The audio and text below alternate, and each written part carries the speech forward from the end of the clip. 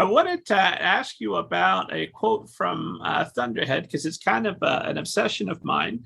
And you've given this a lot more thought, I would imagine, than I have. But in Thunderhead, you say that death must exist for life to have meaning. And I've always seen that as an argument that we make because we know we're going to die, and there isn't an alternative. Like, maybe if I could live forever, I might have a new quote for you. Definitely live forever, never worry about death. The end.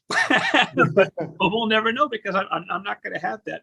But you've written this entire trilogy, and now this anthology around this question: why? Why does death give life meaning? How does it give your life meaning? Well, I think, of course, nobody wants to admit that they're going to die. I mean, I think nobody, but it's something that we all face. And one of the things that I wanted to do was not so much show that death gives life meaning as what we lose when there is no more sense of mortality. And is it worth it? And I really tried to dive into, do a deep dive on that concept.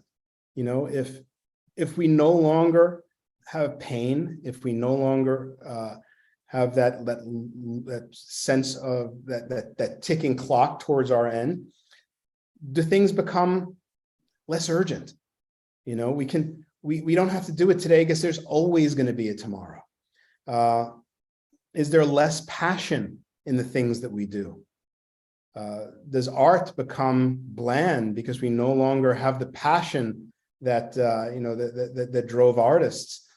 And so those were some of the things that I was exploring. And I'm not saying that it's a terrible thing. I'm saying that that even when we get something that is positive, there's always going to be a consequence that we're going to have to face. Are the consequences worth it or not? I don't have an answer to that.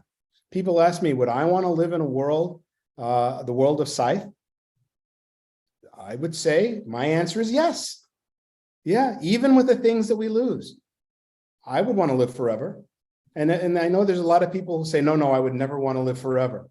But the thing is, you go into a doctor's office and the doctor tells you, I'm sorry, you have 6 months to live.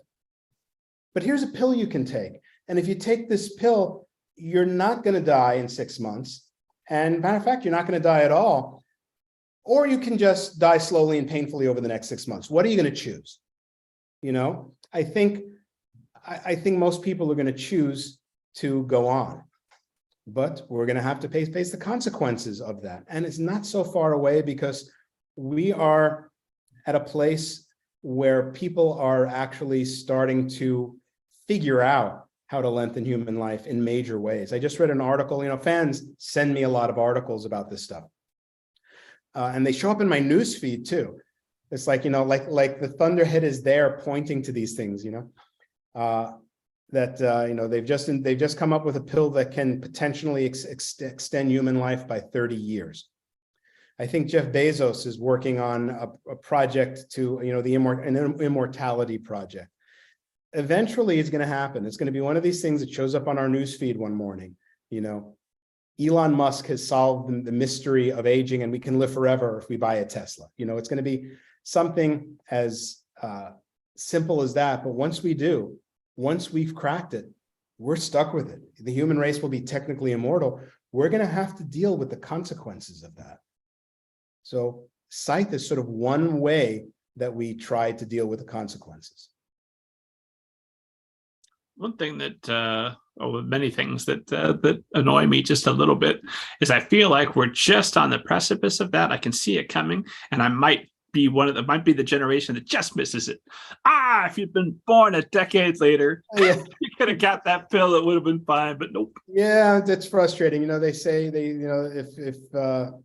if you put any credence into the singularity theory, that the year 2042 is the year that we are transformed and computing power becomes immense, and that's when the Thunderhead basically comes to life, which is that's the year that I chose for the Thunderhead to come to life in the Scythe books.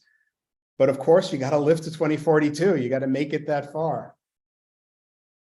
Well, you're swimming, you're eating right. Who knows? Ryan, I'm going for it. if I'm honest with myself, the odds weren't that great for me to make it to this point. So